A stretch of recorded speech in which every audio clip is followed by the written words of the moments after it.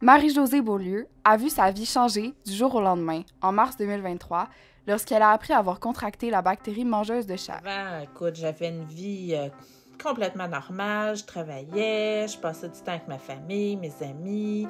J'étais en pleine santé, j'avais jamais eu de problème. J'aurais jamais pensé, imaginer que quelque chose d'aussi grave que ça pouvait m'arriver. Marie-Josée a vu son doigt s'infecter en seulement quelques heures, après s'être enlevé une écharde avec une aiguille. Elle a dû rapidement se rendre aux urgences. C'est vraiment niaiseux, là. Ça a commencé après que je me suis enlevé une écharde avec une aiguille dans le doigt, puis ça s'est mis à s'infecter. Ça a juste pris une couple d'heures, puis ça faisait tellement mal, là. C'était épouvantable, là. Ma main est devenue enflée, puis ça faisait mal. J'ai été obligée d'aller à l'urgence.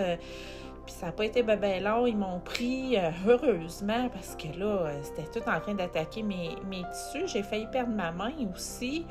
Il a fallu nettoyer tout ça. C'était beaucoup de chirurgie, voir plein de médecins, avoir plein de médicaments. C'était épouvantable.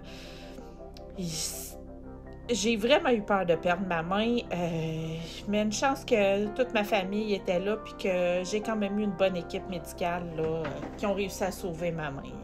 Marie-Josée veut aujourd'hui sensibiliser le plus de personnes possible au danger de la bactérie mangeuse de chair et rappeler l'importance d'agir rapidement, même pour une petite blessure. Cette histoire-là, ça m'a complètement transformée. Maintenant, je vois la vie complètement différemment.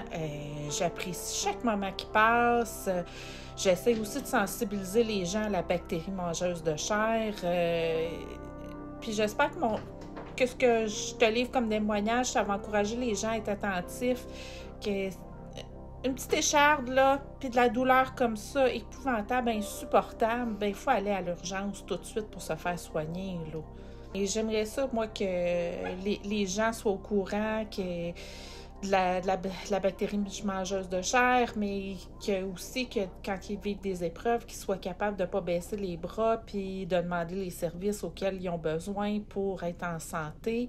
Puis que les médecins aussi, les infirmières puissent détecter rapidement pour ne pas laisser souffrir les gens trop longtemps. C'est tellement épouvantable, cette douleur-là. Ici Rosalie Beaulieu, au courant, Terrebonne.